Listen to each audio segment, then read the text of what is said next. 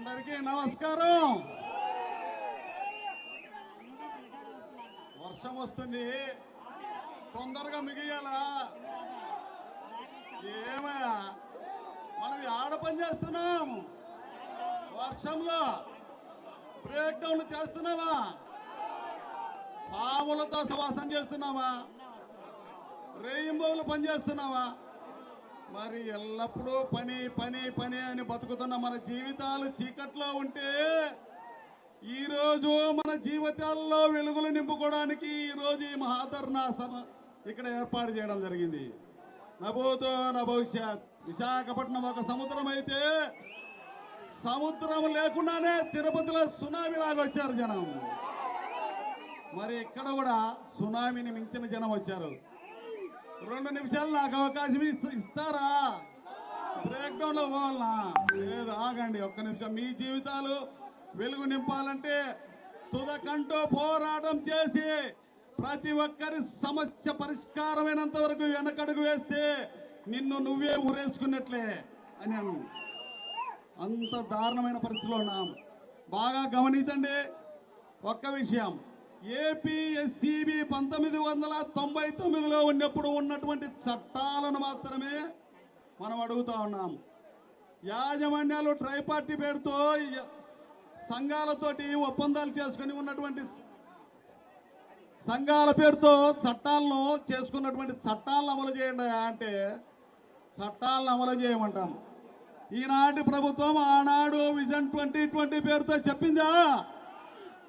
ఏపీఎస్సీబీని ముక్కలు చేసి సంస్కరణల పేరుతో విద్యుత్ సంస్థల్లో వెలుగులు నింపుతామంటే ఈరోజు కారు చీకట్లు మమ్ముగున్నాయి సార్. విద్యుత్ సంస్థలలో ఎంతటి దారుణమైన ఉన్నాయి. రానున్నది దీపావళి. ఎప్పుడు దీపావళి? దీపావళి ఎప్పుడు? అబ్బా ఏ ఉపయోగం అవ్వలేదు. దీపావళి దీపావళి రాష్ట్ర ప్రజలందరికీ వెలుగునిచ్చే దీపావళి. రాష్ట్ర ప్రజలందరికీ 5 కోట్ల మందికి వెలుగునిచ్చే దీపావళి. ఏమయ్యా 50,000 మందికి వెలుగునివ్వలేమయ్యా? 5 కోట్ల మందికి వెలుగులు మేము నింపేదానికి సిద్ధంగా ఉంటే 50,000 మంది జీవితాలలో ఒక్క పైసా ఖర్చు లేకుండా వెలుగు నింపచ్చు. అయ్యా మేము 4 అడుగుతున్నాం. 4 క్రాకర్స్ ఇవ్వండి, ఒక చిన్న చుచ్చుబుడ్లు, ఒక చట్టం ఇవ్వయా బాబు. ఏమిటవి? కాంట్రాక్టు కార్మికులను విలీనమైన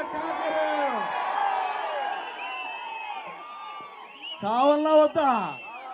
కావాలన్నా వద్దా? రెండోదా, ఎనర్జీ అసిస్టెంట్ల జీవితాల్లో వెలుగు నింపే ఒక కాకరత్ కావాలన్నా వద్దా? 2 కాకరతులు. మూడోది, అయా పోల్ మీద నుంచి పడిపోతే చచ్చిపోతాడా వానికి ఒక జీవితానికి వెలిగించడానికి వానికి ఒక కాకరత్. 3వ కాకరత్ పెన్షన్ పెన్షన్ పెన్షన్ కావాలని అడుగుతాం.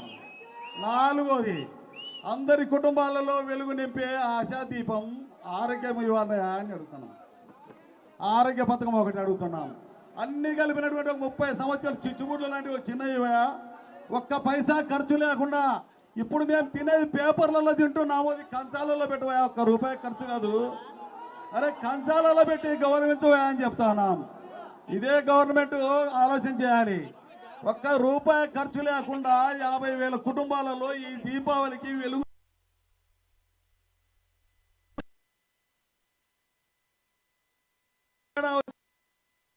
నుంచి దీపావళి ఆరిపోయి చీకట్లు అలుముకుంటాయా? యాజమాన్యాలను నమ్మొద్దు. ఈ యాజమాన్యాలు 25 ఏళ్ళుగా చేసిన మోసాలే ఈ రోజుకి ఇట్లా వచ్చింది. మన పరిస్థితులు ఈ విధంగా తగలబడ్డాయని చెప్పాం.